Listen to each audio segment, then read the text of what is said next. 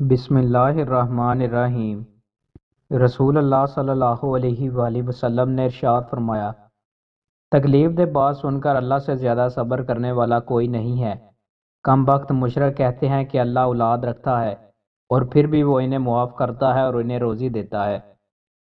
رسول اللہ صلی اللہ علیہ وآلہ وسلم نے ارشاد فرمایا، باجماعت نماز اکیلے شخص کی نماز سے 27 درجے زیادہ فضیلت رکھتی ہے۔ رسول اللہ صلی اللہ علیہ وآلہ وسلم نے ارشاد فرمایا، کوئی شخص مہمان کے لیے اپنی طاقت سے بڑھ کر تکلیف نہ کرے۔ رسول اللہ صلی اللہ علیہ وآلہ وسلم نے ارشاد فرمایا، بیٹیوں کو برا نہ سمجھا کرو کہ وہ انتہائی گراں قدر غمخوار ہوتی ہیں۔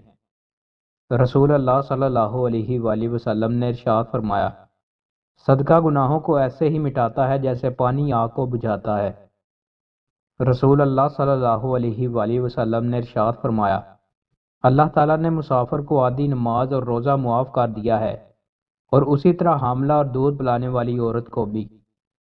رسول اللہ صلی اللہ علیہ وآلہ وسلم نے ارشاد فرمایا، تمہارے پاس جب کوئی ایسا شخص نکاح کا پیغام لے کر آئے جس کی دینداری اور اخلاق سے تم مطمئن ہو تو اس سے نکاح کر دو، اگر ایسا نہیں کرو گے تو زمین میں فتنہ اور فساد برپا ہوگا۔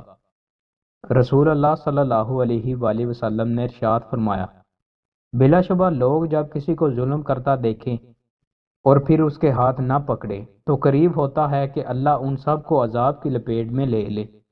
رسول اللہ صلی اللہ علیہ وآلہ وسلم نے ارشاد فرمایا، 5 قسم کے جانور فاسق نقصان دہ ہیں، انہیں حل و حرم ہر حالت میں قتل کیا جائے۔